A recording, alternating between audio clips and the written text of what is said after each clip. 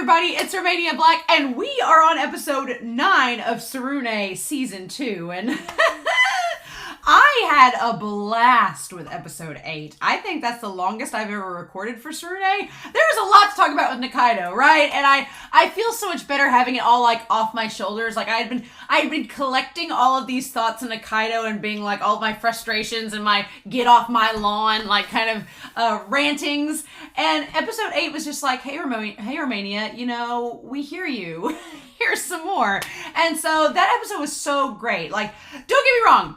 Love Nikaido's character, but I see a lot of flaws in him, and I see a lot of things that relate himself to myself, and so I'm really excited for his character because I feel like Nikaido is a character that the rest of the season is going to focus on to give development to, and we see Fuwa trying to help with those developments, and I have a feeling that it's going to be the other teams as well, Kurosaki and Kazumai, and their members who are also going to start having impacts on Nikaido as well.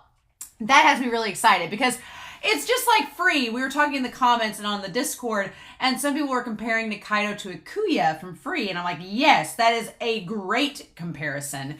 And as you know, if you've watched Free, Ikuya is a central focus in season 3, and the characters surrounding him have to kind of help him develop. And so I feel like Nikaido's in the same boat, and Kiyoani does a really good job with characters like that. So I'm pretty excited. I'm pretty excited to see what else we get out of him. But yeah, so last episode, we had lots of things going down. We got to see more with Tsujimini. Kazumai and Kurosaki are all gearing up for nationals. They had a little training camp with one another. It was really cute. It was very nice. And Tsujimini has basically gotten the funds to do like a beach training camp, which I'm really excited about. And I feel like this episode hopefully will touch base on that, because that would be great, because we still have episodes 10, 11, 12, and 13. We have 4 more episodes, plenty of time to do more character development, plenty of time for a national tournament, plenty of time for that summer festival. We've got lots of time left, but I feel like we need one more episode before nationals, which needs to be Tsujimini getting some focus. And I love Tsujimini's characters. I love their team. I want to see more with them interacting with one another, because we've seen them on that little rinky-dink range, but that's not enough. We haven't seen them in their home lives. We haven't seen them like packing up, getting ready for the training camp. I would love to see like each of their homes with them packing up and getting ready to go to the training camp. Seeing more on Nikaido, where he's from. Seeing Fuwa. I just imagine Fuwa's in like a studio apartment by himself, and then he just like goes to hang out with Nikaido. But I want to see more with them before we do this national tournament, because I feel like we've had, from season 1, we have enough with Kazumai and Kurosaki. We have enough with those teams, and this season's really developed them as well. But we need more Tsujimini to really connect with them before this national tournament. So, yeah. Got some phlegm this morning. But I woke up and was like, yeah, we're going to watch Tsurune, bar none. No other show. I was like, nope, it's Tsurune time. I've been gone all weekend on a trip. I was like, nope, time for Tsurune. I do have some questions to talk to before we start, though. Chelsea was talking about that there is apparently a Q&A with the characters from the series with details about their families. I don't want to read that until the end of the season, just in case there's a spoiler or two, but it would be cool if I could read that at the end of the season. So those of you watching, if y'all can remind me around episode 11 or 12, I'll look into that. Little Dude. I loved the Little Dude's comment, because I was kind of thinking this back in episode 5, but I am not homosexual, so I don't have any, I felt like I did not have a voice to speak to that scenario, but Little Dude apparently is, and has had experience with this topic, and felt, you know, the urge to comment about it, and I'm really glad that you did, because I wanted to address it. The idea in episode 5 about Nanao being surrounded by the girls and being on the stage, and the idea that Nanao gets, you know, bullied because all the girls kind of flock to him and other guys get jealous of him, but Nanao doesn't seem to care or act upon that, could tie to the fact that Nanao, and about his sexuality, that maybe Nanao is gay, and that is an experience that's common for young men who are homosexual and have that situation happen to them.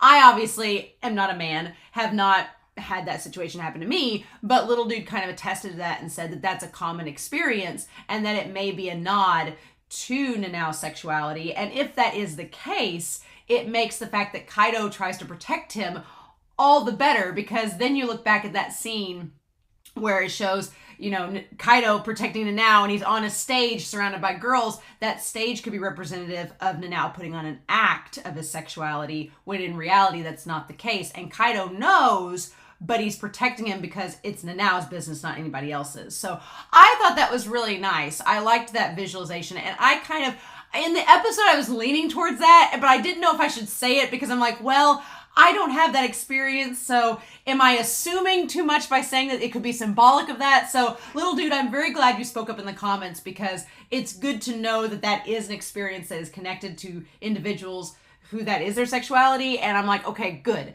That helps to add like another layer, even if we never find out if Nanao likes girls or doesn't, or what their sexuality preferences are. It is nice to know that subtext is there. So thank you for pointing that out. And then finally, K.A. talks about how young Nanao is voiced by Anya's VA from Spy Family. I'm like, Anya's VA's had a lot of work this year. I've seen her in like 3 different series, playing 3 different types of voices, and I'm like, girl's got some range, but she's got a lot of gigs this year, so that's really good. Good for her. And then young Kaido is actually played by the same voice actress as Kyoka from Bungo Stray Dogs. And I was like, oh, cool. And now that I go back and listen, I can kind of hear it. So I'm like, that's kind of cool. I like that. I like seeing like voice actors and voice actresses kind of like transcend different levels to play other roles. Really fun stuff. So yeah, those are my comments. I'm really excited for this episode. We've got 5 episodes left. We have so much Tsurune left, and it's such a good feeling. I'm like, yes. But I've been excited for this episode all week. I've muted the Discord because I was like, no, I'm going to hold off and then watch it whenever I get a chance when I get home. And here we are. So I hope you all enjoy, but we are going to start Tsurune, episode 9 of season 2. And we're going to do that here in 3, 2, 1, and let's go.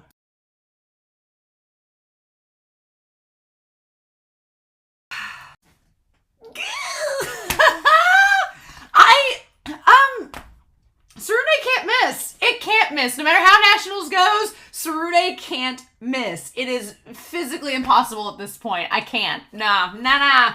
It is impossible for it to miss. This series has been so good. And this episode was just like, do you want cherries? Do you want cherries on top of all of your cakes? Do you want ships? Do you want shipping? Do you want emotion? Do you want flashbacks? Do you want me to nearly cry?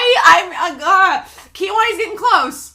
I was being strong this episode. I was like, no, Romania, you are not crying. No, I refuse to. Because it's not, I think that my frustration took over from my sadness because of the misunderstanding trope. I was like, no. Because, yeah, I had to bring my White Kun out because I was like, no.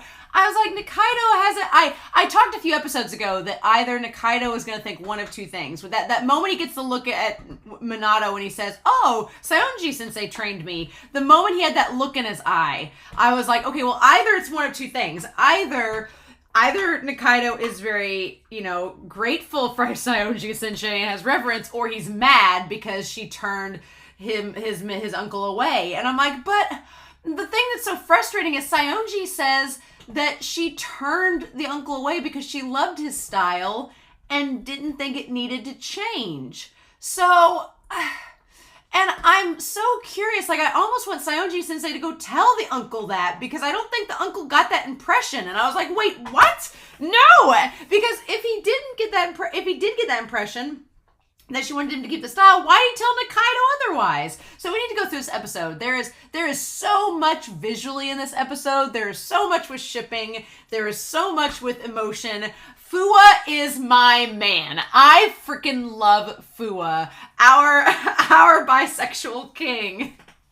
Fua. I'm like, yes, it is so obvious that Fua has a thing for Nikaido. So obvious. Otaguro, my dude, I want him and Sayo to get together so badly. He has such a crush, and I would love it if, all these girls have flocked to Sayo, and Sayo's just like, oh, thanks, but then Otaguro's like, I have sushi, and she's like, sold! It's like, how do you worm your way into a person's heart? Food is a good way to do it. And I was like, girl, his family runs a sushi joint, you got it made? I would be on that in a heartbeat. The most heterosexual character in this show is Otaguro. It's Okaguro. And I'm here for it. I'm here for it. I'm rooting for him. He's so adorable and how blushy he is throughout this entire episode. And then Seiya and Kaido, are you kidding? The moment he's like, well, I just wish you could massage my back. And Kaido's like, it's like, the fangirl in me was feral, and I was like, are you freaking kidding me? I was like trying to soak it all in. And then on top of everything, on top of all of the emotion and humor and shipping, on top of all of that, Kiwani's like, let us show off how good we are animating all of the things. Like, all of the things. The tiniest little, the dip of that fish into the eel sauce, the dip of the fish into the soy sauce. They spent a whole second just animating that, being like, look what we can do. The ocean scenes, very reminiscent. This whole episode was very reminiscent of Free. And I'm not complaining about that. I haven't gotten a chance to watch Free the Final Stroke Part 2 yet. It has been gnawing at me. I have it like sitting on my desktop ready to go. Haven't had time to watch it yet. It's coming later this spring. But it has been so frustrating because I've missed Free so much. It's one of my favorite series. And I've missed Free so much. And then seeing how this series has taken the mantle of Free. I'm like, they've taken the baton. They're going with it. I really hope they make a season 3. Free had 3 seasons and movies. Why can't we do that with Tsurune? Why can't we? I feel like we should. I feel like Tsurune is deserving of a 3rd season. Let it happen, right? Let it happen. Let it be about like getting new recruits and doing new things and thinking about the future and college or university or life after school. Let it be about that, right? And then there's archery too. But yeah, I feel like you could do that. There's just so many places they can go with this. And there's so much with Nikaido. Like I said at the beginning of this reaction, we're getting more about Nikaido, more about his family, more about the situation. So the dad is not present. The dad is not showing up. He's not, and then of course his uncle's like, I'm not the stepdad, I'm the dad that stepped up, right? His uncle basically has taken a father figure role for him. And there's just so many little tiny things. And Nikaido is his own worst enemy, right? Nikaido's his own worst enemy. And I feel like Fuwa recognizes that and understands it, and he's trying to help Fuwa. And there's little moments throughout this episode where Nikaido is clearly uncomfortable about things, and he's thinking about things, he has insecurities, and Fuwa is attempting to help in his own way. And Masa is attempting to help in his own way. And bless his heart, Minato's just too dense. Comments was like, Minato's really dense, and I'm like, he is. He has a sweet cinnamon bean, but man, Minato, it's just like, whew, if it's not Kyudo, it goes over his head so hard. And I think Seiya realizes this. He's like, you can have Shu. I'm gonna go over with Kaido, who's a little more self-aware. Oh my god, I want to like take a magnifying glass to this episode because there's so much that you can do with this episode and Whiteboard Kun is here to help us kind of go through it. But yeah, internally screaming the entire episode. I was like, I was so fixated. I was like, So I hope you all were too, because this episode deserves it. I was like, ever since episode 5, this season has been just straight fire. Like, episode 5 is one of the better episodes of the season, I would argue. But like 6 is good, 7 is amazing, 8's amazing. Like this episode, I mean, episodes 1 through 4 of this season were great. Don't get me wrong. Great episodes. But from episode 5 on, it's like there has been no missing. It has just been an amazing ensemble of episodes, and it has me so excited to see the rest of the season. So yeah, the beach, and they make a note that they're landlocked where they're at, so they don't get to go to the beach often. So that's a lot of fun. I like the idea they get to have a vacation. I like that we have Ryohei and Minato and Nanao are like, beach time! I like that Ryohei's like, hang 10, like, you know, he's all excited, ready to go. And so Masa's pulled up this van, right? He's pulled up this van to get out. And he's like, what do you think? It's not bad, right? So we have, okay, that's Masa's car, right? Not his van, his car. He's got a little SUV. And then, man, Kazumai, I will say this, Kazumai has a pretty decent bus. I work at a college. We don't have a bus that looks that nice. So they have a pretty decent bus. I know that we give Kurosaki the run as being the really well-funded school, and Kazumai is like kind of in the middle. Kazumai's in the upper middle, because that's a nice charter bus to take to a tournament, or even to a training camp. That's a nice a nice vehicle. I'm like, okay, you're not totally without funds, right? And then Ryohei's like, I knew we were going to be on the beach, but I didn't know we'd be on it. So yeah, that's a nice vehicle. Tommy Sensei. I like Tommy Sensei's like button-up short sleeve shirt. It's really cute. They all have their bags ready to go. And it's just like, oh, at the moment I was like, oh, they're on the beach too. They're going to be there at the same time as Tsujimini. Of course they are. Of course they are. And it's just like all of Nikaido's plans going up in smoke the next 3 days. So, yeah. So, and I love saying it's like, it should be easy to keep our focus around here. Ha ha ha. You know. So we have a 3-day training camp on the beach. Now, what we don't know is if I'm assuming Tsujimini's at least there till tomorrow. Now, will Tsujimini be there all 3 days? Don't know. They're at least there till tomorrow because they're in the practice game. I'm excited. So that means episode 10 is going to be practicing, and then I'm assuming going into nationals, and so that would leave episodes 11 and 12 for the national tournament. That checks out. And then episode 13 can be the end of the national tournament and then the summer festival, and we'll book in the season. So, yeah. I'm all for that. This is great. Because here's the thing, and it's kind of the same deal with free. Free, I mean, the sport is important. It's swimming, and I don't want this to sound like the worst thing possible, because if you're a swimmer, you'll probably be like, the swim matches were great, but it wasn't the end-all be-all with the series, because you can only see somebody do the breaststroke so many times, right? You can only make it exciting in so many ways. And I don't mean that in a bad sense, because they've made Kyudo look great every time. And I am sure for nationals that they will make it look amazing with the animation and the quality. And if they get Ikiai and they sync up, I'm sure it'll be beautiful. But, you know, you can't watch a whole season of just them shooting arrows. I think that you have to get that character development. You have to have the story and their backgrounds kind of revolve around it to make it interesting. It's not like something like baseball, basketball, or football where there's other elements at play that can cause those interactions. That's the thing.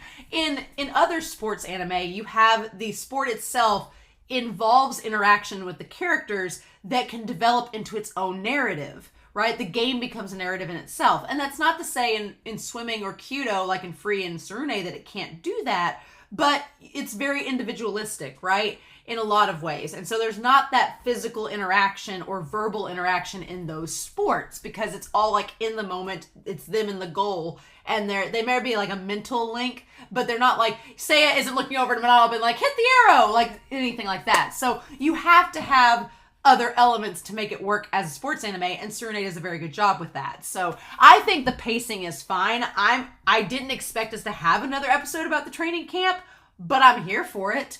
If it's like this one, I'm here for it. So yeah, I'm really excited by that. But yeah, it should be easy to keep our focus. Ha ha ha. And then, of course, Kaido's the first one to go in. Kaido's like all gung-ho ready to go. Like, nobody's watching, let's go shoot. And then instantly runs into Tsujimini's team. So, yeah. What's interesting is that you have everybody with bags around them. Everybody has a bag except Nikaido. Nikaido doesn't really have a bag on him. Or if that's not the case, maybe Fua carried his stuff in Nikaido's bag, but Nikaido doesn't really have a bag on him. Doesn't have a lot of stuff, right? And then everybody else, they just kind of look over like, oh, hey, what are we doing? Okay, no, Nikaido's bag is on the ground. There we go. He has a bag with him. I was like, did he just come in one set of clothes? He's not that poor. But no, he packed the one bag, but it's on the ground. And he's like, what are you guys doing here? And then I like that Nikaido's like, what are you doing here? So yeah, the one guy double booking the archery range, like, come on. Did you really double book? Really? But, I mean, it all works out. I'm happy for it. It's great. We're going to skip the OP. Skip that OP and get on with it. So, yeah. I like that one guy's really apologizing. He's like, oh, I double booked the Kyudo range. Like you do. Sure thing. And then I was instantly waiting for the sponsor for Tsujimini to like instantly fall in love with Masa like everyone else in this series has, with the exception of Seiya. But he's just like, I forget how tall Masa is, especially compared to other characters in the show. He's like towering over their sponsor. So yeah, we have the lounge. What's funny about this is kind of the realism, because I'm on the coaching end now for like a forensics team that I'm coaching, and this is such a scenario that plays out like when coaches have to interact with the administration or something, and all of the students are just out to the side watching us like, what are we doing? It's such a real scenario. So seeing this, Seiya is not sitting down. Seiya, which could be a way that Seiya processes that stress. He's standing up the entire time. Nikaido and Higuchi are just like legs out, just chilling. Fuwa looks a little bit like Seiya, where Fuwa is concerned and like paying attention to what's going on. Fuwa, this entire weekend in this episode, Fuwa has been very, very observative. Like, he has been observant and watching every little thing, because I feel like Fuwa, we'll put Fuwa up here. I feel like Fuwa believes that he needs to be ready to take charge of the situation for Nikaido. So we're going to put Fuwa right here. And we're going to put Nikaido right here. And I feel like Fuwa has been very observant. He has been ready for damage control.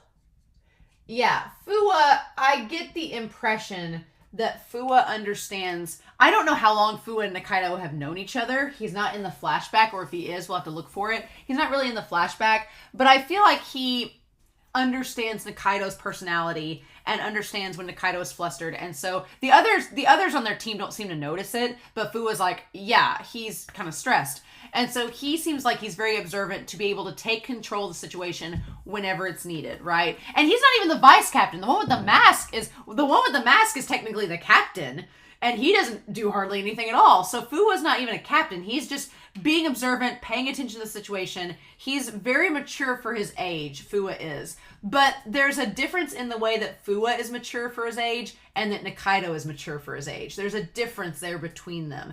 And Fuwa has a very kind of controlled maturity to him, which I really appreciate. And it's different the way that Fuwa is leaning over the chair, like listening, observing. It's different than how Ryohei is like on the edge of his seat like a kid trying to hear. Fuwa is like very, very professionally listening to the situation, right? Which is interesting. And he's like, oh, we'll give you a discount, of course. I like that Masa's like, hell yeah, we'll take a discount. And so he's like, oh, you're Tsujiminis. And he says Shiozaki. Yeah, Shiozaki. He's like, I'm more of a sponsor. He's like, well, the range will fit 10 people. Like, we could totally practice. Like, you know, Masa's not going to kick anybody out. He's like, we can share the range. Why not? He's like, let's just do it at the same time. And I like that he's like, well, I don't want to. I like Shiozaki. He doesn't want to make any decision for the team. He's like, I just kind of came here to fish. And I just brought him here because they needed a driver. He's like, And he's like, I'm only their coach in name. And then he calls instantly Nikaido over. He's like, if it's something about Kyudo itself, he's like, oh, Nikaido-kun. And that's when he asks about sharing the range. So let's talk about Nikaido. I'll put him here. Like, things that are observant in this is that Nikaido has to take the role of the leader and the coach for the team. Which, to Nikaido's credit, he acts very maturely for someone in that position. Because, yeah, it's kind of daunting if you're a kid being asked to be the coach and an adult is asking you for advice in this situation. And he's like, they're asking to share the range with them. And I love how KyoAni, like, the way that they animate little nuances and micro expressions in this episode is amazing. Like, there's a little moment where he's telling him where Nikaido's eyes kind of like flicker a little bit. But, I mean, what's he going to say? He's not going to say no, because then they won't have a range to go to, and it would have been a waste of a trip. And so instead, he looks at the cost, right? And he says, okay, we're going to be splitting the cost, right? So he's thinking about the money angle of it. Being like, we don't have a lot of money to spare anyway going on this trip, so any way to save costs, let's do it. And Masa's like, yeah, we're going to split it. It's fine. And that is the instant decider. He's like, fine, if it splits the cost. And I feel like in that moment, it's almost like Nikaido is suggesting to Masa. I know he's not, but it kind of reads to the audience as he's suggesting to Masa, like, we don't have a lot of money, so it's almost like not a piteous situation, but a kind of trying to contextualize their situation to Masa-san, being like, oh, well, we are going to do it if it cut costs. And Masa's like, cool. Masa doesn't seem to care. He does, or notice. And then I love that Nikaido does his fake smile, like, thank you. And it's very fake. I also like in the background, Higuchi's like already over it. He's just like leaning up against there. But yeah, he puts on the fake smile. And I wondered at the time if Masa could see through it. So I put Masa here. I wondered does Masa, and I think the answer is yes, does Masa see through Nikaido's act? I feel like he has all along. I feel like Masa knows that there's some kind of animosity. There's something under the surface that Nikaido doesn't want to talk about. And Masa doesn't pry, right? Masa doesn't pry about personal matters because Masa's like, I've had issues myself. I know what that's like.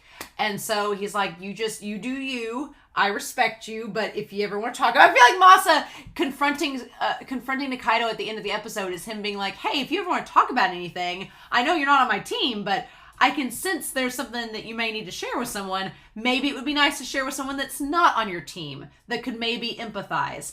I feel like that's sort of the case, and that maybe Masa will at some point be someone that Nikaido can go to talk about things. Because the problem with Fua and Nikaido being so close is that I feel like Nikaido is afraid to tear down those walls around Fua because he doesn't want to seem weak around Fua because maybe he respects him, cares about him, etc.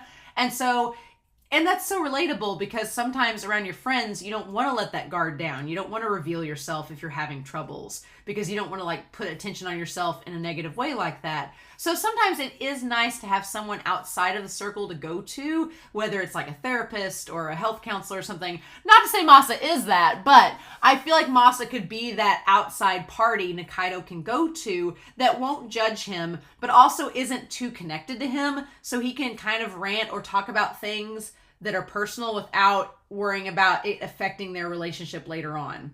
I feel like Masa could serve that for him, and Nikaido needs to talk to somebody. That is apparent. Like, I really thought it was going to be Fua in this episode, because, like we've talked about in previous reactions, I thought Fua would be the one that Nikaido, like, rants to. It may still be, because Fua has kind of been privy to what's going on behind the scenes, whether Nikaido realizes it or not, and Fua's taking action on his own, but I feel like Nikaido needs to open up to somebody about all of his concerns and about this miscommunication so it can get resolved.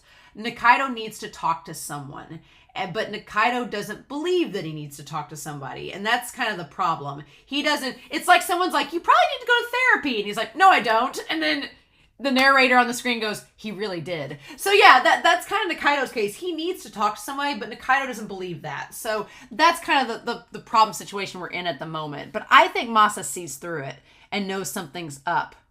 And so they're like, oh, we'll be sharing the shooting range.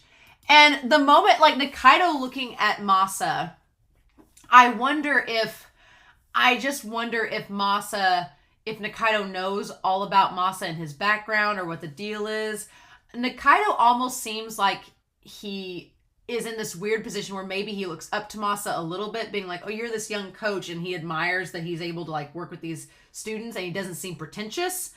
But also he's like, you're an authority figure and I have bad history with authority figures. But let's talk about that. So yeah, Nikaido and his trouble, and I put trouble in quotation marks, with adult figures. And not necessarily even authority figures, but we have the fact that his dad is not really present. He doesn't really have a father figure. They make a point of saying he doesn't show up. He's not there. His uncle, who is basically like his father figure, is not able to always be there. So there's that. He loves his uncle, I think, more than anybody, but his uncle just physically cannot be there for him all the time. And it's not his fault that that's the case, but Nikaido, it's another like layer of this adult figure isn't able to be in my life the way they need to be, right? Then you have the idea of the Kyudo mentors, and honestly, he's not had a great relationship with those because he thinks Saionji Sensei's a bitch, and she's not. We'll talk about that. But then you have Kirasaki's coaches who probably told him he needs to change his style, doesn't like that. And then he's faced with, so it's just jaded his entire view of adult authority and adult figures. So then Masa is kind of this breath of fresh air in some ways, because it's like he's been used to all of these overbearing authority figures or authority figures that either can or won't be there for him. And suddenly Masa is very open and welcoming to him and his little tsundere self. Because at first I was like, oh, they don't get along at all, when Fu was like, oh, it seems like he's connecting to his coach. But Fu knows Nikaido better than anybody else and realizes that, no, Nikaido's kind of warming up to Masa. Like, Masa, it's like Masa's holding out the food, like, to a baby deer, and Nikaido's, like, going over and grabbing something. And I think Fuo recognizes that. But yeah, it's like Masa is a very non-traditional Kyudo coach. And I think Nikaido recognizes that and maybe is wanting to connect to it, which is good, right? Which is good. Interesting.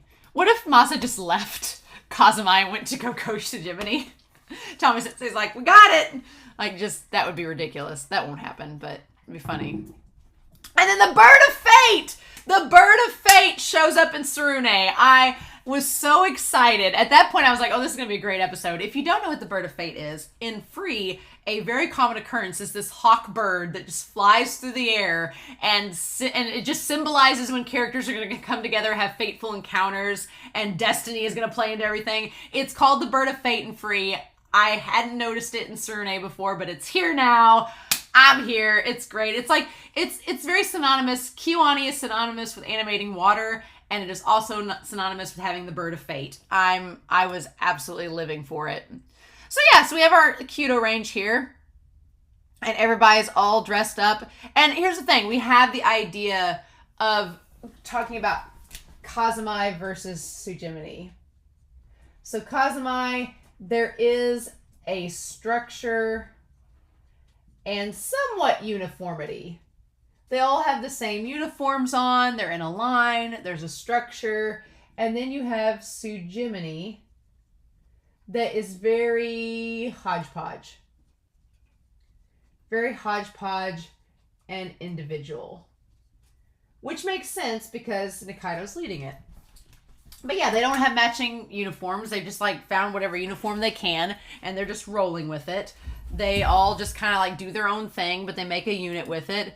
And so they comment about how it must be tough with double coaches, which is hilarious because it's not. Tommy Sensei is more of like a mentor than a coach. He's just like, I'm here, right? He's like, tough with double coaches. And he's like, I almost envy them though. Yeah, because they get to have that extra voice, right?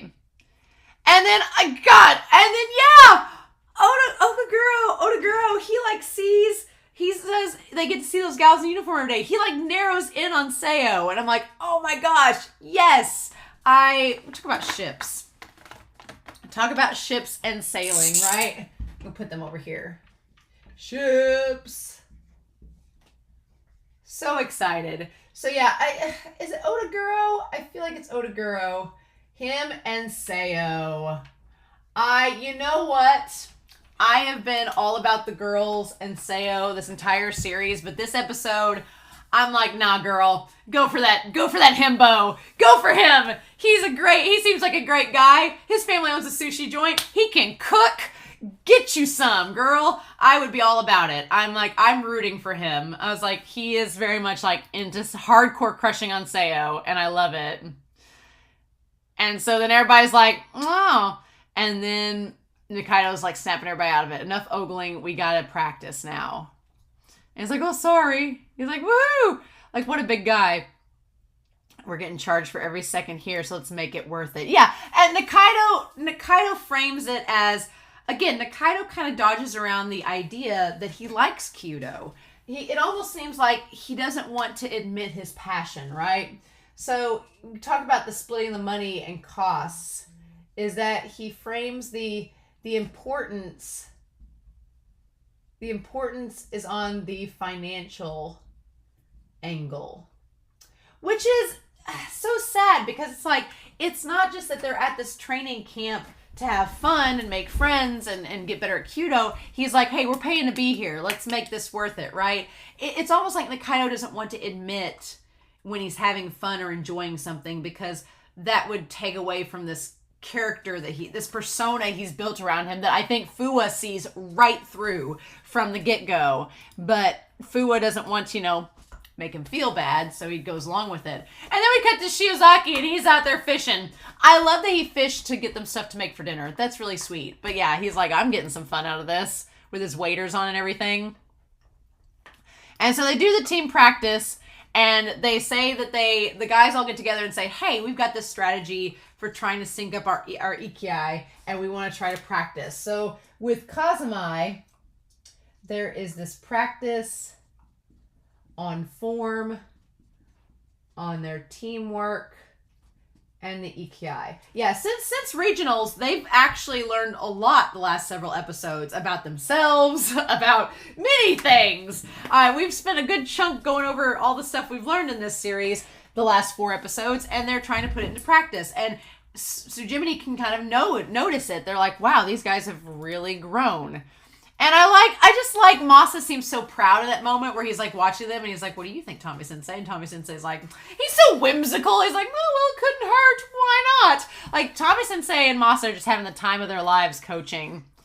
And Tommy's like, well, no one can be sure what will work best. But secretly he's like, yeah, our boys are doing good. Good job. It's really cute. But yeah, they all get in a line. And I love the idea of the girls being like, not yet.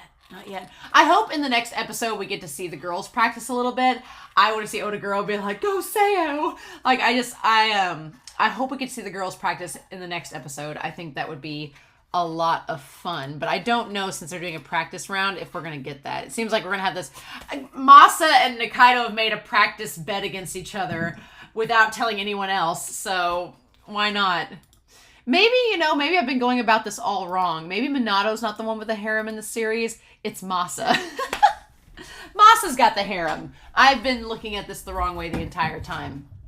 But yeah, so Jiminy notices Kazumai practicing and syncing up, and Nikaido is just watching. But Nikaido, what's funny about it is Nikaido's off in the clouds. Like, he's not like Minato. Minato, if it was him watching in Nikaido's position, I feel like Minato would be like there's a shot in here where Minato is watching them and his eyes, it looks straight out of a horror movie. Like, Minato gets so intense sometimes. I really think you could recut this series as a horror trailer and just have the deep, sting of music and Minato's just sitting there with his wide eyes stare. It would be kind of creepy if you cut it a certain way. But Minato is just, so laser focused on Kyudo. And in this, Nikaido, his mind is elsewhere. Nikaido is thinking of 1,000 different things. He's not thinking about what's going on. And Fuwa is behind him trying to reel him back in. Fuwa's like, hey, look what they're up to over there. Aren't you gonna make a comment to your team about this? Fuwa just treads very lightly around Nikaido because I think he knows how fragile Nikaido is. Again, very much like Akuya and Free. He's kind of fragile, kind of delicate. And he's like, don't you think maybe we should do something about it? So yeah, Nikaido, his mind is all over the place this episode. His mind is everywhere. And Fuwa's like, look what they're up to over there. And he's like, forget about them. He's being all tsundere. And he's like, yeah. But he makes notice that Minato looks better than before. Fuwa's like, hey, they look like they're getting better. Maybe we should up our game too. His form was all over the place and now it's different. It looks a whole lot better to me now. And Nikaido's like, and this part here, he's like, are you trying to say having a real coach made him better? And Fuwa wasn't saying that. That's the thing. Nikaido, he has this insecurity, right? And it's founded from Nikaido's point of view. This insecurity that the coach makes one better, right? And that insecurity, it's founded on so many levels, saying that his uncle didn't have one, and it impacted his Kyudo skills. And I'm going to put health on here because when we get to it, I'm going to talk about that. But Nikaido has this insecurity, and he doesn't want. I think a lot of the reasons he's afraid of having a mentor is because it seems like an insult to his uncle who wasn't able to have one. So he's like, well, my uncle didn't have one. I'm not going to have one either. And he's like, do you think a coach is really making them better? And Fuwa wasn't saying that. Fuwa was just like, hey, he's gotten better. Fuwa was not saying it was because of the coach. And honestly, yeah, Masa did have an impact in it. We can't say that he didn't. But you can't always say a coach is what makes people better at the sport they play. There has to be some give and take with the actual athlete. The actual athlete has to want it and put in the work. The coach can guide, but it's up to the individual to really take on that responsibility and make themselves better. They can use the advice the coach gives, but the coach can't do it for them. And I think Fuwa knows that, but Nikaido, he's so insecure about it, and he's all over the place that it just comes across as aggressive and angry. And Fuwa knows that he's insecure, and Fuwa is like bless him. He's like, nah, man, I'm just sharing an opinion. Like, Fuwa is like, no, dude, chill. I'm just telling you he's gotten better. We need to up our game. But Fuwa, I love his character. He's so understanding. He gets Nikaido when Nikaido doesn't realize that he gets Nikaido, and he's trying to help Nikaido sort through things without directly prodding, right? And so I appreciate that so much about Fuwa. He's just trying to tell him. And Nikaido's just, he's so insecure and he just leaves. And yeah, Odaguro's like, wow, he seems on edge today. And it's like, yeah, just a wee bit. And Fuwa's being like, he sure does. And Nikaido's like, I'm just going to go over here and practice and show off my form. Like, what is interesting is Kyudo for Nikaido almost seems like a way for him not only to connect to his uncle and find acceptance, but it's a way for him to relieve tension too. Like, it's a way for him to de-stress, right? And Masa noticing like the grip that he has in the form. He's like, And that moment, Masa's like, interesting. You have a perfected form. You're a rare shooter. I want to talk to you, right? He kind of has, Masa gets a little bit like Minato in that moment, being like, I want to talk to you. You seem really cool.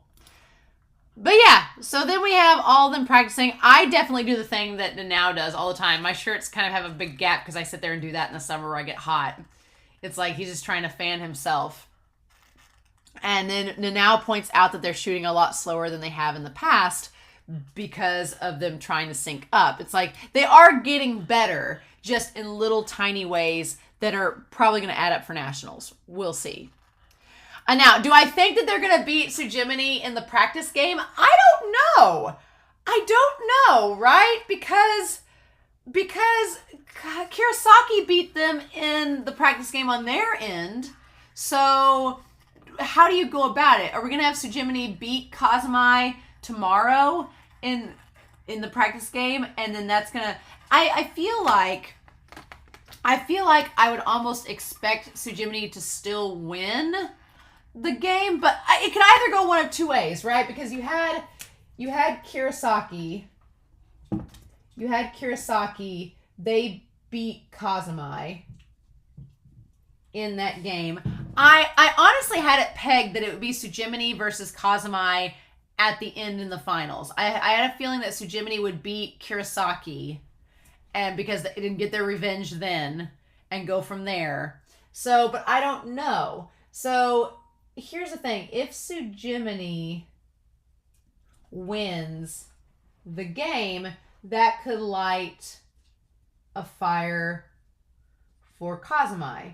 I could see in the next episode Kazumai trying to like do the Ikiai, trying to force it, like Masa said don't, but them trying to do it and them not being able to sync up like they want to and losing to Tsujimini. And then that lights a fire under Kazumai to be like, nope, we're going to get him back at Nationals. We've lost 2 times in a row. 3rd time is going to be a charm. I could see that going that way.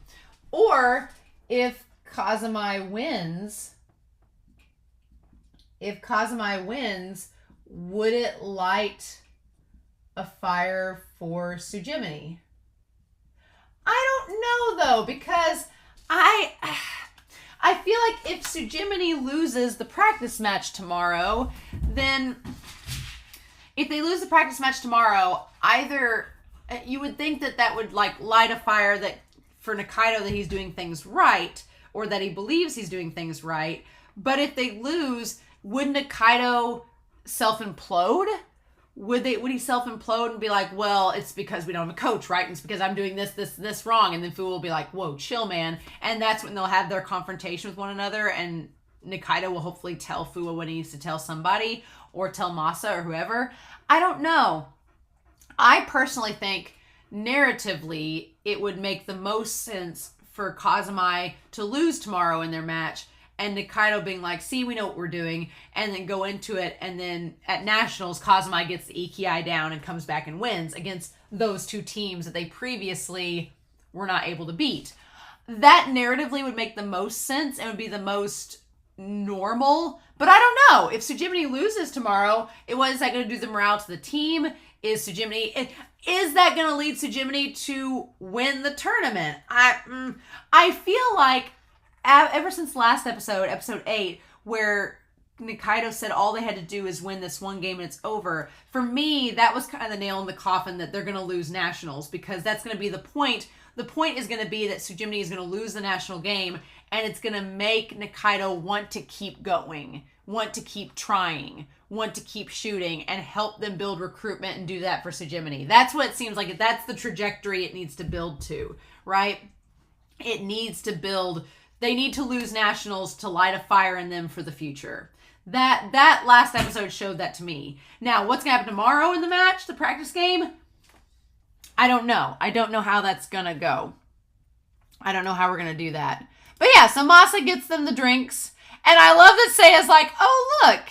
He's like, for once you did something good. And Masa's like, why can't you just be nice, Seiya? I just love that Seiya's like, why can't you be nice to me? And Masa's like, hey, go give them some barley tea. And I love the visuals in this where Masa's like, hey, how about we go give them a drink, right? And he asks Minato to go take some over there because he knows Minato is nice and friends with everyone, knows that Minato is friends with Nikaido. And he's like, you can take this over to them, right? And he's like, sure. And then I love just the shot of the one like shooting the air out of the mask, and Higuchi's like, just take the mask off. Like, that visual's so good. But yeah, they didn't pack any drinks. They're teenage boys. They didn't think about it, and they don't have extra money. Fuwa just seems like he's like, dang it, it's hot out. And Higuchi's like, just ditch the mask if you're so hot. And then Nikaido's just sitting there fanning himself with his hand, and Minato gives him the barley tea. He's like, our coach has brought these for everyone. And then Fuwa, what I was waiting on was for Nikaido to be like, oh, we don't need the handout. And Fuwa gets up immediately and is like, we're not going to turn that down. We're all sweating hot. No. I like that he instantly like takes the reins in that moment and gets them. It's like, thank you, much appreciated. Like, not giving Nikaido a chance to turn it down and be rude. Because I feel like Fuwa has an inkling and a notion that Nikaido might be on edge. And so he's like, nope, we're going to take these. Thanks. Gonna speak up before it's turned down. And then he says thank you. And then, yeah, Masa's, of course, like, no problem. And then Nikaido doesn't get a chance to fire back. And he says, right, sure. Mm-hmm. And then he puts on the fake thing and says, oh, ever so thoughtful, Minato-chan. Like, he just puts on the fake persona. And Minato's not... Seiya and Shu have seen through it. And that first interaction with him at the car explains so much of why Shu thinks the way he does about Nikaido. It says so much, and we'll get to it when we get to it. But yeah, Minato is a little, like, dense, and he doesn't get that he's being fake. And Minato's like, oh yeah, well, it only seemed fair since we were watching you shoot and learning from you. Minato's the sweetest bean. Minato's, like, just so wholesome, and it's just like, bless your heart. He's like, oh, speaking of which, he's like, do you think we can watch you shoot? And here's the thing. I think if anybody else had asked, it would have come across as like kind of slimy or condescending. But no, coming from Minato, who is so pure, he's like, we just want to watch you shoot. I'm just so interested. It's like, how can you turn him down? He's like, it'd be a great chance to see you. And he like bows and asks please. And Nikaido has such an awkward look on his face, like, why do you want to watch us? Like, Nikaido's so off-put by Minato. It's so interesting, because at the start of this season, I thought Nikaido kind of had Minato figured out, and he was just playing with Minato. But the reality is, I don't think Nikaido understands Minato at all. I think he's like, I don't get you. Like, why are you the way that you are? I think he doesn't understand how Minato works. And he's like, and Nikaido is about to say, oh no, we don't need to show you, when the captain speaks up and says, I don't see why not. Like, the thing of it is, Nikaido is trying to have a semblance of control in the situation with the team, and on the logistics side of it, and being like, making mature decisions like about costs and things like that, Nikaido very much excels at it. But when it comes to like the team dynamics, Fuwa and the captain are kind of like taking over as well, right? And I'm not sure Nikaido is used to that kind of teamwork. He's always been like a very solo player. And then of course Otoguro's like, we owe him drinks. And then I like Higuchi's like, I mean, it's kind of a pain, but sure. Like, what's a little passive-aggressive gremlin? I love it. I love it. And then Fuwa looks at, and I love the way that Fuwa looks at Nikaido. He's like, what the heck, right? Like Nikaido, don't be a contrarian. Let's go, right? Right? He's like, we were going to do some team practice anyway, right? And the way the camera just kind of like shuffles a little bit, like Nikaido is not handling this pressure and this interaction well.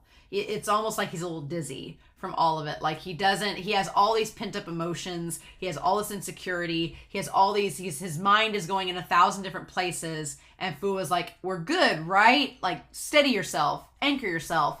And it's like he wants to turn Minato down, but he cannot think of a way to do it that would not make him look like a total ass. So he says, fine.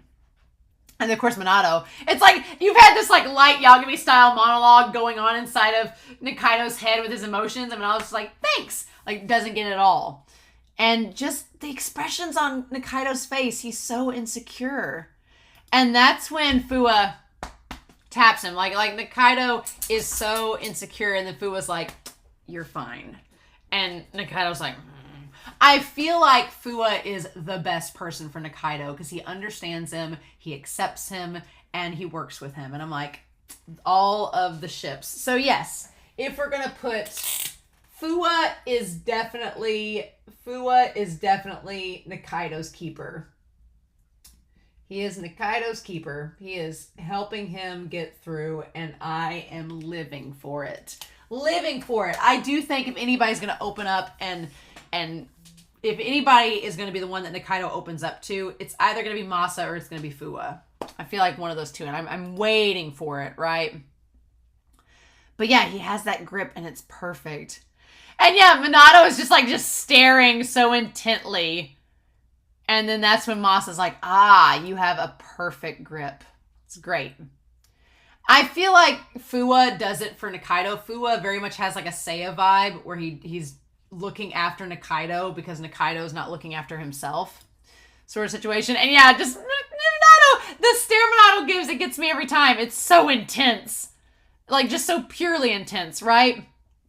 Okay, so we have the bath. The bath opened from 10 to 8, right? And it's like, it's still surprising the second round. And so we have all of them like taking a bath. Were they really all over the place? And they timed them for us. So yeah, so they are noticing, I want to talk about this in the reaction because I think it was really cool, but they're noticing that your opponents, seeing them a second time.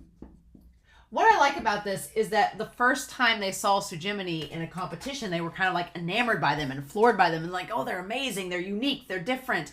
But now the second time around, they're like, oh, they're not as on as we thought they were. They're like kind of all over the place. They still work together as a team, but they're kind of like individually all strung all over the place, and they're not really a cohesive unit. And it's kind of like when you're so floored, you kind of psych yourself out by an opponent the first time you face them, but then when you go back and look at their performance or you see them a second time, you're like, oh, that wasn't as intimidating as I thought it was. So they're getting to see it through a different perspective.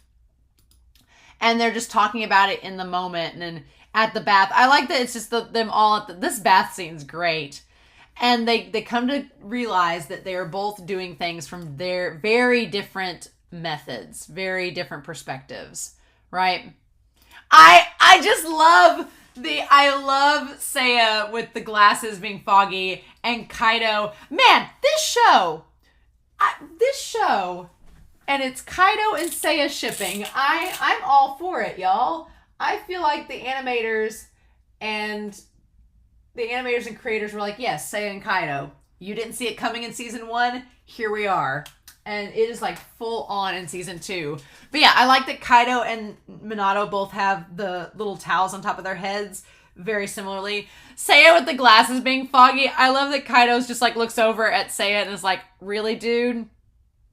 And he laughs. He's like, have you seen yourself? And I love Seiya's a little self-conscious. He's like, give me a break. He's like, I have to. My eyes get really dry. I have to wear them in the bath. And Kaido gives him hell. I was like a shipping fangirl in this episode. He's like, you never know what to expect in a new bath. And he puts them in there. He's like, it could be steps or something. I love Ryoheida's like little hair tossed back. And yeah, saying Sujimini kind of has a samurai vibe to them. I definitely get that. And then like Nanao's like, they're like a bunch of marauders. Like a bunch of, they're almost like vigilantes, right? They could do damage. And then Minato's like, I hope we can all be friends. Minato's like, I hope we can talk with them some more and be friends. It's like, God, Minato, you could not be more precious. And that's when I like that Seiya without his glasses on, Seiya like has his eyes. I love the animation that they do on Seiya's eyes showing them getting red. Like they're getting like dried up and like kind of steamy there. What great attention to detail, right? But I like that Kaido is like, hey, you're being a little pushy and a little bit too friendly with them. They're our competition, dude. We shouldn't just be... He's like, they're our competition. We shouldn't just, like, talk to them so much. And he's like, we're going to be competing at nationals against them. It's like, we shouldn't get all buddy-buddy. And Minato's like, but we all love Kyudo, so what's wrong with that? Like, the thing about it is Minato is not intimidated by competition. Minato thrives on it. I like that we touched base on these two types of competitors. Kaido is like, we're here to take names. We didn't come here to make friends. We came here to do our thing, take names, and just win trophies. And Minato's like, yeah, I want to win, and we're going to do that, but we could also, like, talk to people. It's so funny because on the team I'm coaching, there are two students that are exactly like Kaido and Minato. One of them is like, nope, I came here to take names, and in the round, they're like, they're focused in the zone, and they do really well. But then the other student is like talking to people like, hey, what's up? Good job, good luck. I hope you do great. And then they do really well too. So it's not that one style is better than the other, but it's that you have these two types of competitors and how they view competition. And neither of them are wrong. They're just different. So as long as, you yourself are the best you can be, if you want to be social, be social. If you want to like go there and focus solely on the competition, then just do that. But I like this show focuses and shows these two different sides. And then he's like, oh, we all gotta be pals, huh? And Kaido tries to have like a badass moment where he stands up out of the bath and Kiwani's like, they're minors. Raise the camera up. And he's like, yep. And so he's like, oh, we gotta be pals then. And he tries to have this badass moment. He's like, you got to get your head out of the clouds and see reality, And then at that point, he kicks the bucket with the glasses. It's like Kaido, insert foot in mouth.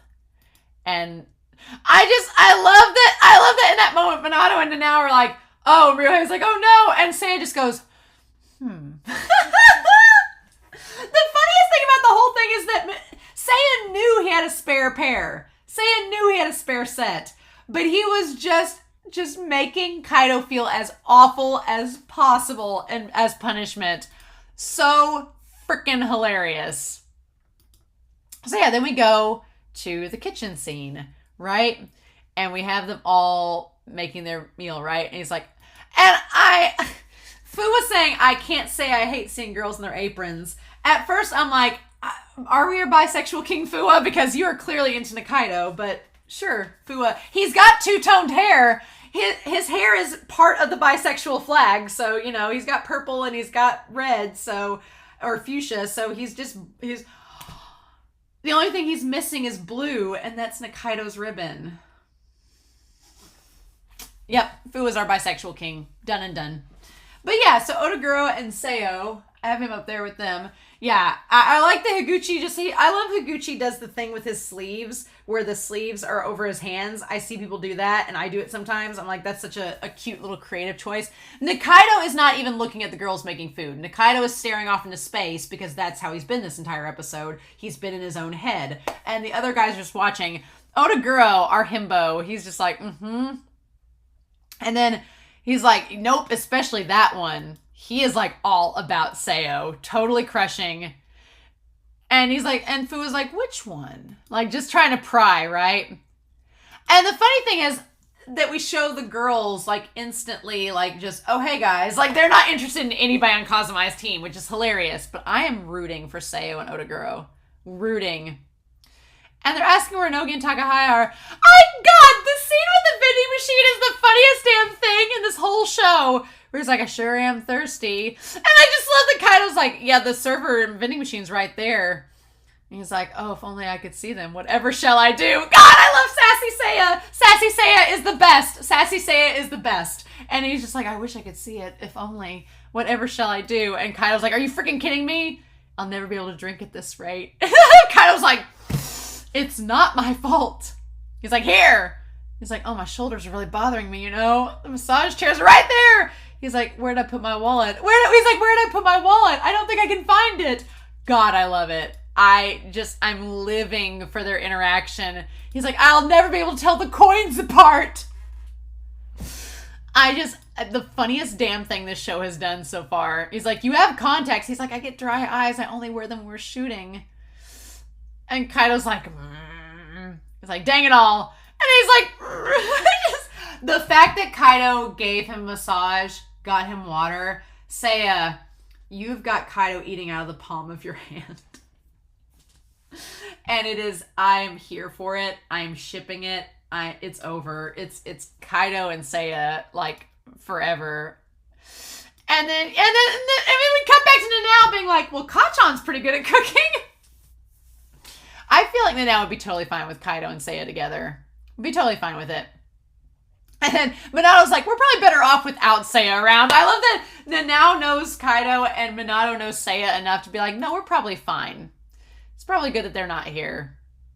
Like, Seiya would not be... Maybe Seiya's not a good cook then. And then we have the coach Zaki-san come back. And he's like, well, I've been angling for 25 years now, so... And it shows. And they got all the fish. I love that Higuchi, like, kind of has his... If you look at the animation of Higuchi, he either has his hand to his mouth or his hand to his nose, like it stinks. It's great. And he's like, the seasonal bests. And he's like, I got some for you kids. And I like that Yuna's like, oh, sir, you are overestimating our flaying skills. So, in traditional free, I didn't get a chance to comment on the reaction, but in traditional free lore, of course Minato knows how to flay a mackerel. I feel like that's just like such a tie to Haru, who's the main character of Free and loves mackerel more than anything. And she looks over asking Narumia if he can prep fish. He says, I can flay a mackerel, that's about it. Dude, if we were crossing over worlds, Haru would like hire Minato in a heartbeat. Haru and Minato would be an interesting ship. I feel like they'd get too into it. They need somebody to balance themselves out. But Haru would be over all the time getting some mackerel from Minato. And Seo's like, oh, I don't know how to... She's like, I don't know how to flay fish. Fua is wingman of the century. Because he sees Odaguro looking at Seo, figures it out, and he nudges Odaguro being like, hey... She's like, I'd like to learn someday, but... And Odaguro's like, me? I'm supposed to talk... And Fua's like, she wants to learn from somebody. Get over there, big guy. Like, God, Fua's amazing. He's like... And I love that at first he's like... like, he tries to, like, do it so subtly. Nikaido is not paying attention to the fish at all.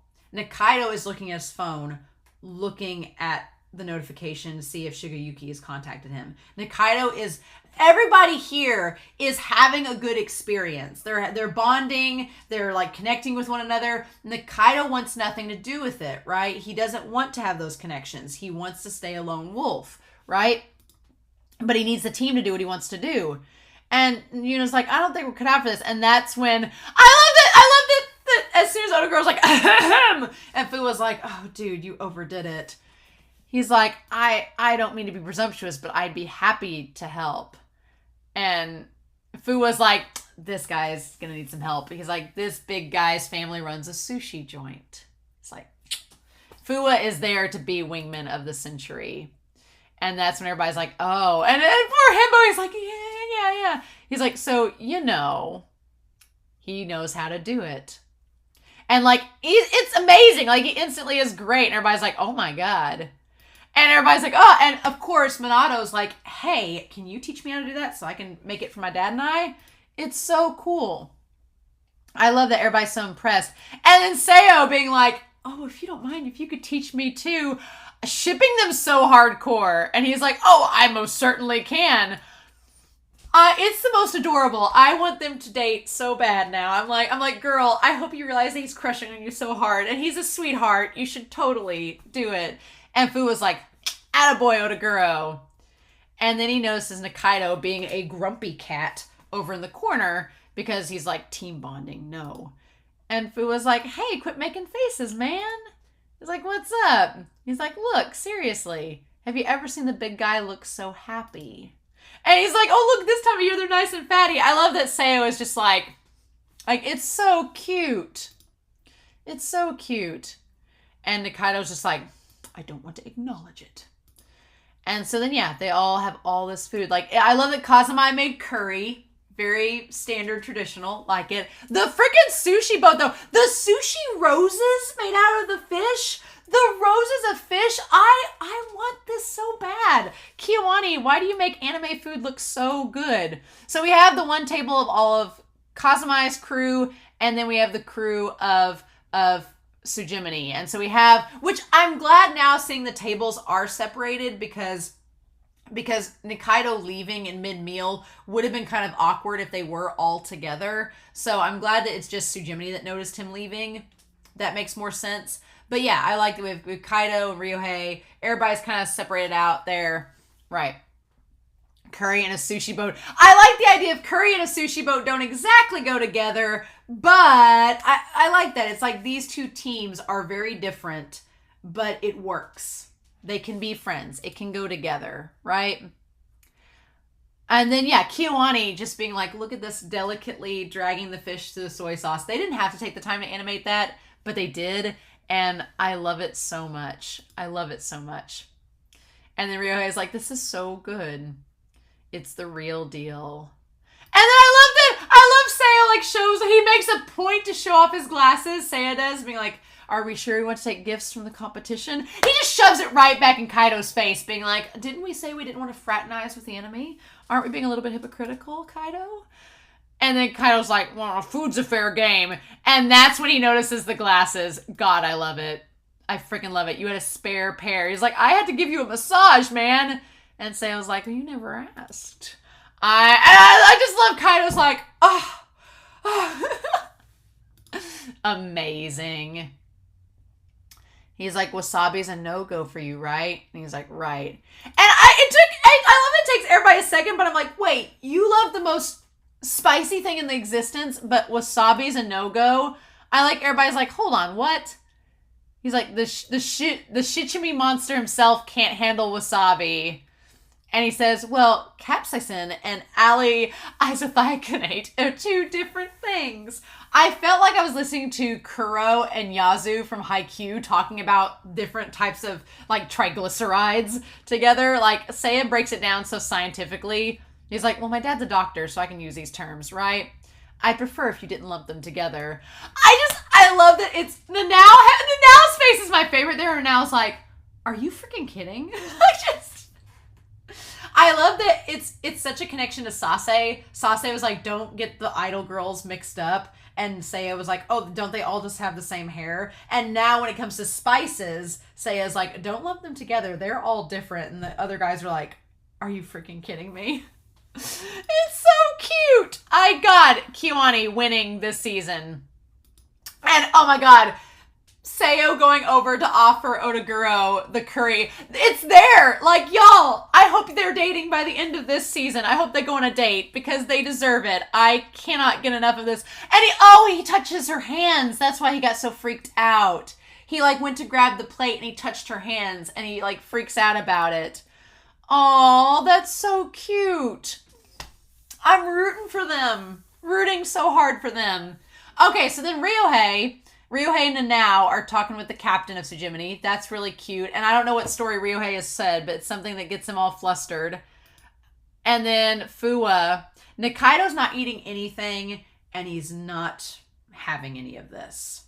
And I love that Fuwa hasn't left Nikaido's side. And if you notice, when they started eating, Fuwa and Nikaido were across the table from one another. Now Fuwa has moved over next to Nikaido. Like, everybody's kind of spread out and started mingling, and Fuwa stayed by Nikaido's side this entire time. Is like, hey, do you want some curry? It's not that bad. And Nikaido, he's just like, I've had enough. And he leaves. And Fuwa's just like, dude, you're so hard. It's a good thing I like you. So yeah, they all look at each other and like talk about the video of them and Minato saying, I'm not feeling it yet. So we're not to the Ikiai yet. We're going to build up to it to nationals, but we're getting there, right? We're getting there. And then meanwhile, so we cut over to them like bonding as a team, connected in the room, and we cut over to Tsujimi's room, and it's all very different. Like Fuwa and them are watching, it looks like a stand-up comic or something. There's like chips everywhere, like the captain and Higuchi are like next to each other, all stretched out. Otaguro is like doing his exercises. And he's like, it's messed up.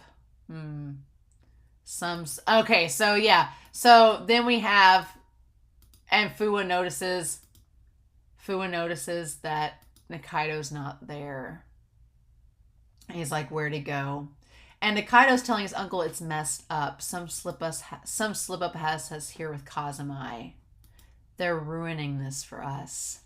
And that's the saddest part about this whole thing. That line made me feel so like Nikaido, because Nikaido, he is viewing the camp as a failure because Kazumai is there. But it's just like he's viewing it as a bad thing because they're getting influence from others. I feel like Nikaido doesn't want them to see other teams doing it the way that they do it, because I think Nikaido has convinced them all, except Fuwa. Fuwa sees right through it.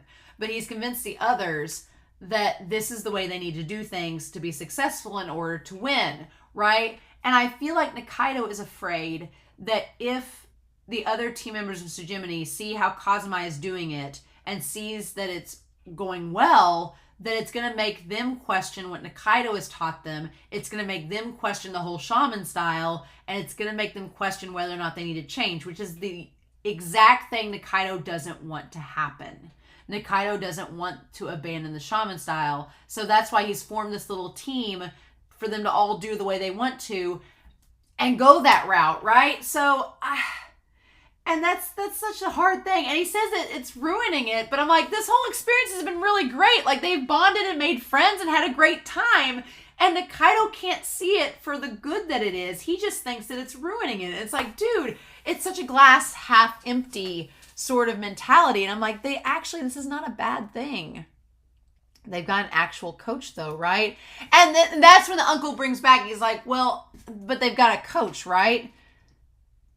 He's like, this is a good chance for you guys to learn something. You should have him show you all a thing or two. Okay, so good. So Fuwa had been asking, I didn't realize this in the episode, Fuwa is asking Minato for Masa to help.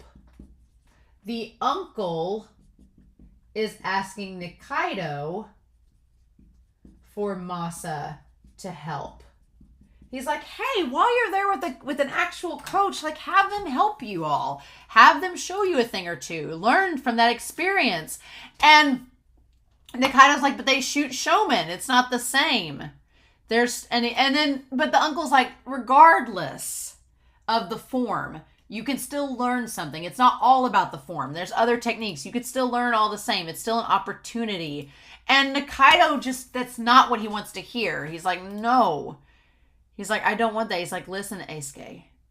And he says, I've been meaning to talk to you. And I was like, at that point, I was like, Kiwani, no, please don't. Please don't. And Kiwani's like, we're going to distract you from the heartache we're about to give you by this beautiful animated water. This beautiful animated water is going to distract you from the heartache, right? He's like, I don't think I'll be able to look after you boys moving forward either. It's like it's like all, it's the symbolism of it all coming crashing down on Nikaido, crashing down like a wave. And then we have the waves in this scene, the symbolism. It's just everything is coming crashing down on him. And it's just like the uncle's like, I can't keep on doing what I'm doing. I'm not going to be physically able to do so. He's like, I can't move forward with you boys either. And he's like, if you're serious about sticking at it, forget focusing on shaman. And that's not what Nikaido wants. And find yourself a real instructor to guide you. So there's this big push and pull, right? Between the idea that the uncle is shooting shaman. There was no teacher. And so there was no trajectory for him. He felt kind of like he hit a wall. And then to make matters worse, he not only hit a wall in his Kyudo, he hit a wall with his health. And so it's just been like a double down on something negative. And then in Nikaido's case, for Nikaido, he took up shaman for his uncle to like give it trajectory, right? He took it up for his uncle to give it trajectory. But the problem is he's hitting the same wall where it doesn't seem like there's a future with it. So his uncle is telling him, well, he's like, you are physically able to keep doing Kyudo. So keep moving forward, even if you have to abandon the style. But Nikaido does not want to do that. Nikaido, if I get this on here, Nikaido does not want to forget. I feel like Nikaido's like, no, he's like, I don't want to forget you. I don't want to forget your style. I don't want to do that. And what needs to happen, honestly, in all honesty, what needs to happen is that Sayonji Sensei needs to talk to Nikaido and tell him what she told Minato. That's what needs to happen. She needs to say, no, I didn't abandon your uncle. I didn't teach him because I didn't want to change what made him special. That's what needs to happen. She needs to talk to him. That Nikaido and her need to have a come to Jesus meeting and figure out the miscommunication, right? That's what needs to happen. But the thing of it is, I don't think that will happen, but I think Minato knows what she told him. He needs to relay that to Nikaido. He needs to be like, hey, no, she didn't not teach him because of that. She didn't teach him because she thought his form was beautiful. And she didn't want to ruin that. That's what Nikaido needs to hear. But will that happen or not? And what's so sad is that the uncle is part of the miscommunication. That's the problem. The uncle is being miscommunicated to, and he misunderstood as well. Because he's like, Nikaido, you need to find yourself an instructor that's going to guide you in ways that I couldn't be guided. And Nikaido's like, no. He's like, are you serious? And he's like, I am. And then Nikaido being so sad, like all of his frustrations bubbling to the surface. He's like, no. And he's just like, he's at a standstill, right? He can't move forward. I love the symbolism of he's on the beach. His footsteps stop here. He can't move forward because moving forward means abandoning his uncle and his form. And he doesn't want to do that no matter what. So he just turns around. He withdraws in himself. He's like, no, I'm not going to move forward without him. And he's like, after all this time, don't go brushing off shaman like that now. He's like, I've stuck to this for you this long. And then the uncle says, now wait a minute. What do you mean for me? Like that's the thing. The uncle's like, what do you mean you're sticking to it for me? He's like, you shouldn't do this for me. That's not the reason you should be doing this. You should do it because you want to do it. But you should think of yourself in your future. And it's like, oh, that heartbreak. And Nikaido can't deal. It's God, that scene of him on the beach with the moonlight and just not being able to move forward, and there's a shadow in front of him and the waves is all crashing down. Yeah, the uncle's like, you don't do this for me. Like don't worry about me. Like, oh, it's heartbreaking. I'm like, it's on the verge. Kiyoani is this close to breaking my heart. This close. And I'm like, don't do it. Like, that uncle has to live. And just the reflection of him, like the blue tones, everything, the darkness in Nikaido, like it being reflected, right? And the phone reflecting his gaze. Like all the symbolism, right? The visual symbolism is all over the place in this scene. It's absolutely gorgeous. And he just, what does he do? And yeah. And then the moment the wave crashes down and it becomes the arrow of his past. Oh, Kiwani. And then we see him as a little kid watching his uncle and learning from him. Very cute. Now, it shows them at the Kyudo range there. I don't know if that's supposed to be any range we're used to. And he says, you were the coolest. And he's like, oh, do you think so? Like, little kid. And then him lifting him up and spinning him. I'm like, oh, stop. That's such a cute thing. Like, Nikaido loves his uncle. And he's like a dad to him. Oh, no, that's so cute. I can't. And then he says, no luck. Our good-for-nothing brother isn't picking up. Okay. So, here's the thing. Our good-for-nothing brother.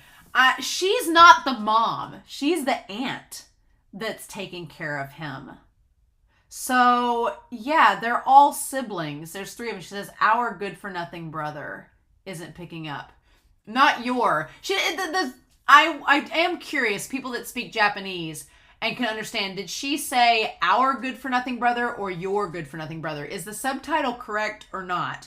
Because the implication is either Nikaido's mom is not in the picture, the dad is not in the picture, the siblings are taking care of him. So the aunt is taking care of Nikaido, and then the uncle is there as well. So if it's our good-for-nothing brother, then it means the mom's not there, the dad's not there. It's neither of his parents are there for him, and the aunt and uncle are taking care of him. But if it's your good brother, your good-for-nothing brother, then the woman there is Nikaido's mom, and it's just the dad is out of the picture. So either way, there's a parent that's not there for Nikaido at all, and the aunt and uncle are stepping up. Yeah. And then, yeah, I like that he's like, I'll take him then today. Okay. It might be that they're siblings. Nikaido looks a lot like her. Looks like the aunt. He looks a lot like her. He's like, I'll take him today. And like, they have the same eyes and the same face shape. His hair is just silver and her hair is brown. But yeah, so then the uncle says, I'll take him there. Yeah. And he says, how about you come stay with me tonight, Eisuke? So, okay. Yeah. It's definitely, that kind of cements it, that they're both siblings, and Nikaido is their nephew. Okay, so that's a family dynamic. There's not a mom present. We don't know if the mom's passed or if the mom isn't in the picture, but the dad, they say he's a good-for-nothing, so the dad's not in the picture at all. So the 2 of them are taking turns taking care of Nikaido. Like, so he's not had a stable home life since being a kid. The aunt takes care of him sometimes, and the uncle takes care of him sometimes, but he looks to them like their parents. And now that the uncle's health is bad, that's just adding to that instability in Nikaido's life. Man, I give Kiwani props for portraying this. It's a very realistic, bad family situation. And it's not bad as in abusive or bad as in like there's not malice with it, but it's just a bad situation. Neither of the parents are there for the kid, and the uncle and aunt are taking turns back and forth. So yeah, that doesn't create like stability.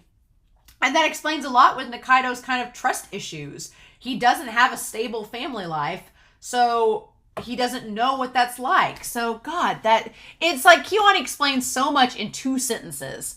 And the idea like, will you stay with me? And Nikaido's like, oh, can I? And he's like, is dad gonna get mad?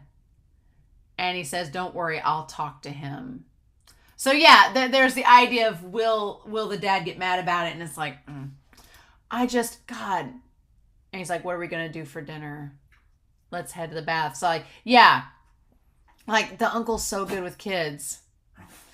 And then he's like, do you like this shooting style of mine? And he offers to teach him. And then we see the sister again helping them. And there's like 2 other kids there. And so they're at like an archery range. And he's getting taught along with the other 2 kids. Now, I don't think the other kid is Fuwa without the hair dyed. We don't know. But yeah, the sister helps him. And we see the passage of time, right? We see spring, we see summer, we see fall, we see winter. We see them all learn, right? And he has the white arrows, right? And we see the mart. We see the mountains where they're at, okay? And he gets excited. I like that. He's like, yeah. And the uncle's like, hey, form. There's a protocol. Yeah. And he's like, never mind. It's so cute, right? Is that one kid Fua that's training with him? We don't know. And then we see the passage of time like the rain. He's like, practice is going to get called off today. And he's like, okay. So like his health is not well. He's like, he's having a rough time these days. He can't pass his ranking test and keeps missing all his shots in the tournament. So what we don't know from the aunt, from the sister, is if that's impacted, if that's because of his health or if it's just because of his shooting style that he's missing his ranks. Okay. We don't get confirmation with that. And then we see the uncle's frustration, that the uncle's like, if I shoot up my style, I might be able to pass the test, right? So what we don't know from what the sister is telling him is it because of his health that he's not doing well? Is it really because of the shooting style and he wants to switch up his forms? Or is it political and the ranking system, the committee's like, we can't recognize the shaman form, sorry. Is it one of those three or a combination of? It could be a combination of all of them. We don't know. And so Nikaido obviously wants his uncle to be able to keep doing what he likes to do. And he's like, oh, well, he's like, since my teacher passed away, I have nobody to help teach me. So I don't know anyone who can shoot with the same style as me. So he's not been able to improve and he's at his limit. So there's that thing too, that the uncle, I feel, the uncle knows that Nikaido can go way beyond where he's at. He's like, you need a teacher. You can do so much more. You shouldn't just settle with what I have because of nostalgia or because of some kind of tie to me and bond. He's like, you should keep going regardless. And you're holding yourself back because you're trying to maintain this tie with me. He's like, you can still keep this memory with me and this tie, but you need to improve yourself and keep moving forward. And Nikaido's like, no, what I have, he's like, and he tells him you'll be super cool no matter how you shoot. But he wants to keep that bond between them, right? He wants to keep that bond between them. And then that contrast where he's like, oh, you'll be cool no matter how you shoot. And the very next line is, I must seem pretty uncool. Coming from the uncle as he's in the hospital. Like, just that contrast. Where he's like, I was ready to drop my old form entirely if she'd teach me, but she turned me down. And it's snowing outside. He's like, I'm not sure what to do now that my body's acting up and taking me down too. So he's like, the uncle is like in such a hard place. This insecurity is genetic, clearly. But the uncle is misunderstood and thought the Saionji turning him down was because he wasn't good enough. And he's like, well, my style's not good enough. My body's failing me. Like, it must be, my failure must be meant to be. And Nikaido just can't accept that. Nikaido's like, no, I'm not going to let that be the case. Like, I'm going to show you your style is right. I'm going to win by it. So it all makes sense why Nikaido is doing this thing that he's doing. The miscommunication is so frustrating because I'm like, that's not why she turned you down. And the uncle seems to the uncle is just as insecure as Nikaido is. It's like, oh no. And he just can't take it. He's like, that's not what knocked me out though. Okay. He's like, don't take it that way. And Nikaido just, he's like, that one's on me. And Nikaido just, it goes from winter to spring. So Nikaido has been brewing on this for so long.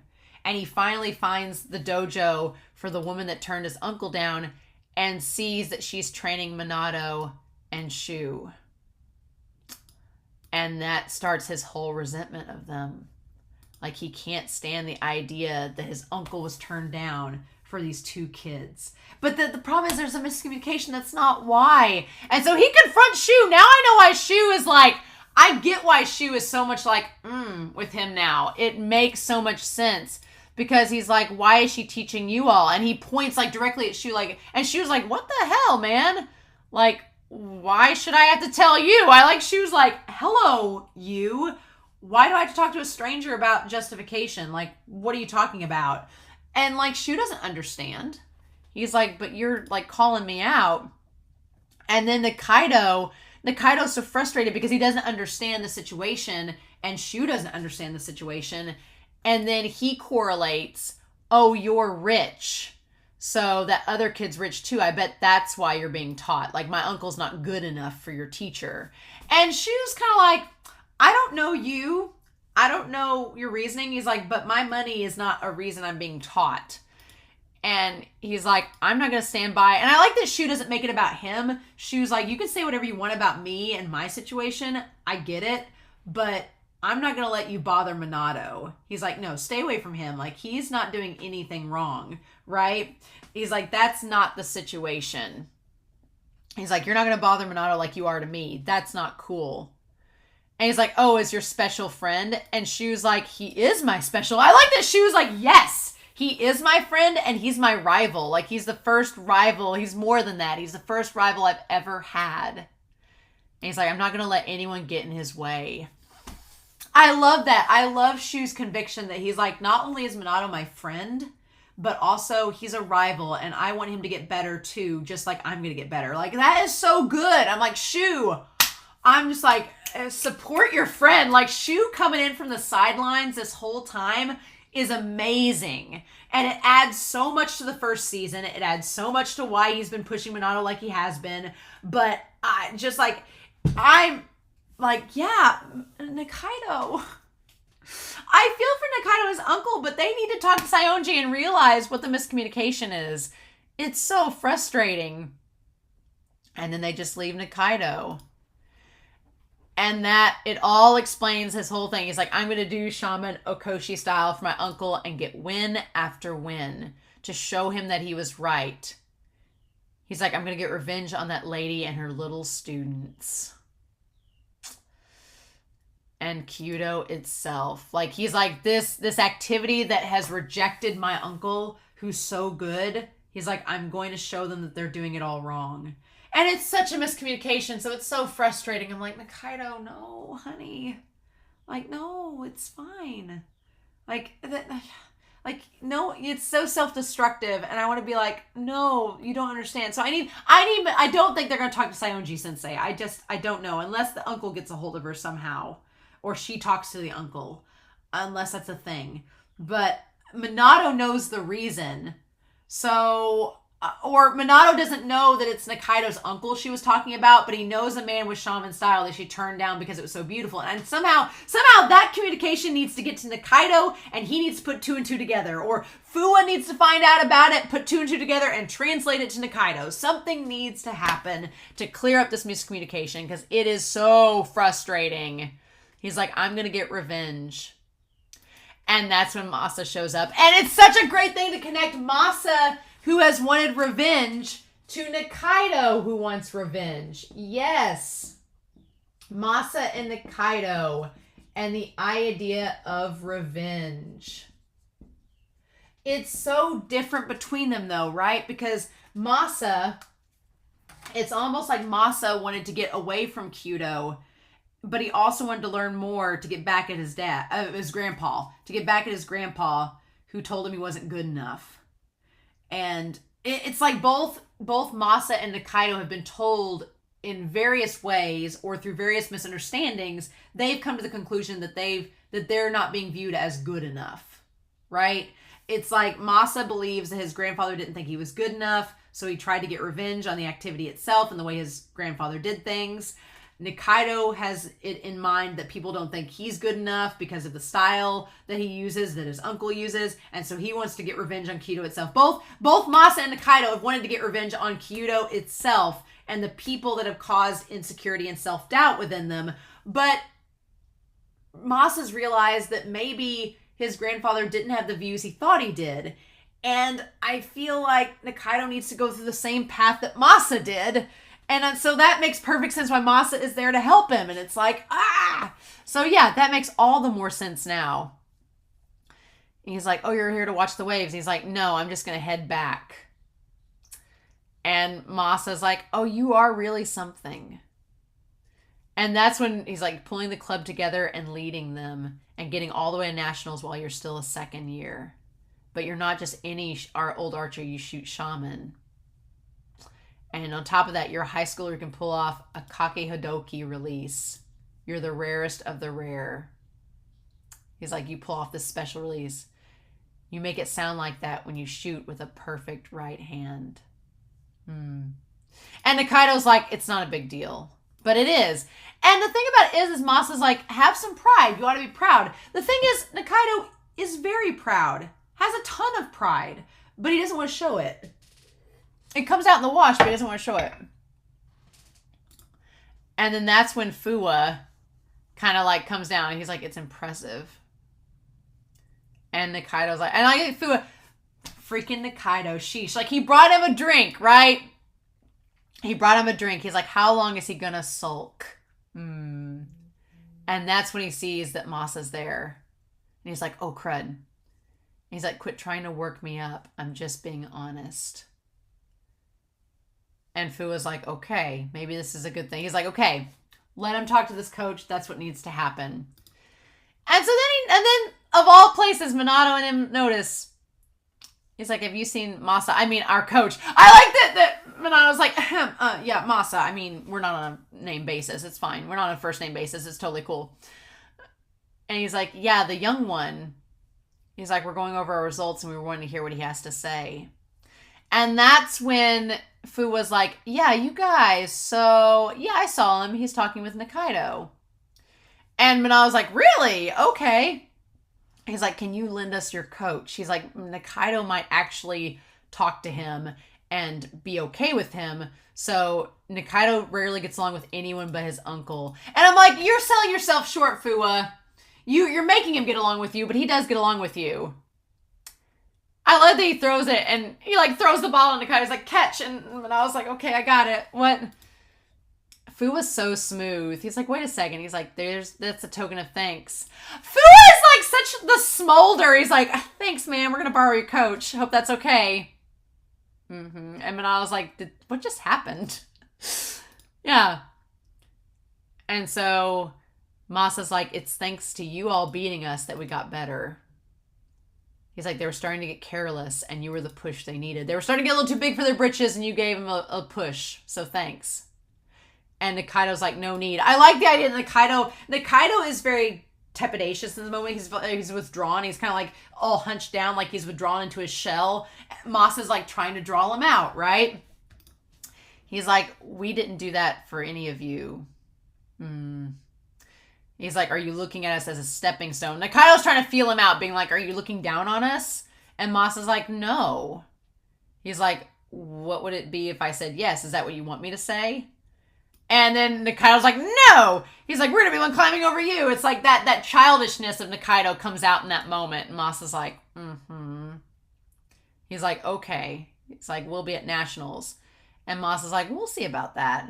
I like that Masa understands Nikaido's like maturity as a coach, but also that he's still a kid. And so Masa's like, just kind of like poking buttons and playing around with it.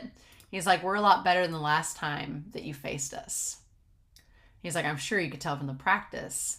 And Nikaido's like, are you? Masa is just like hook, line, and sinker. He is baiting Nikaido so hard and he knows exactly what he's doing, Masa. And Nikaido's like, well, I like that Nikaido gets so stubborn and like caught up in it, right? He's like, we could just have a practice match tomorrow to see how good we really are. And of course, Nikaido's like, he just fell for the bait, hook, line, and sinker. Yeah, he's like, we're going to give them a beating they deserve without having to wait for nationals. And Masa's like, Masa is so like Seiya in that moment. He's just like, we could do this. Like, I feel like in the next episode, Seiya's going to be like, really? Really? That was your plan? Like, I just feel like Seiya's going to see right through it. I love it. I absolutely love it. And then Masa with the blue up against the water. Yeah, because Masa knows exactly how Nikaido feels. And he could probably read him so well. I'm like, dude, come on. I love it. I love it so much. Man, I have talked a while about this episode. But it's been so good. So good. Y'all. Oh my gosh. This episode was amazing, and I absolutely love it. So, yeah. Yeah. Uh-huh. All the ships. All the ships. The top three by far are Fuwa and Nikaido, Odaguro and Seo, and Kaido and Seiya in this episode. I mean, you should have all your other ships, but I definitely like that we're establishing Nikaido and Masa have a lot of similarities, especially with their past and the idea of revenge. They're connected that way. I love that there's all these connections in this series of these characters threading along each other in different ways. It's beautiful. But yeah, Nikaido and his uncle and the miscommunication, we need to sort that out. And Tsurune is usually good about that. So I'm like, Tsurune, I have no doubt that by the end of the season, they're going to sort out the miscommunication. It's all going to come out in the wash. But man, lots of things make much more sense now. They make much more sense. So yeah. I hope y'all enjoyed this discussion and reaction. I loved this episode. Since episode 5, it's been pretty amazing. So, other anime this season, step up your game so you can compete with Tsurune, because I look forward to each episode this season. I can't wait for episode 10. It's going to be a good time, y'all. So, in any case, I hope y'all have a wonderful week. Please stay safe. Take care. And yeah, I'm going to be back really soon with episode 10 of Tsurune.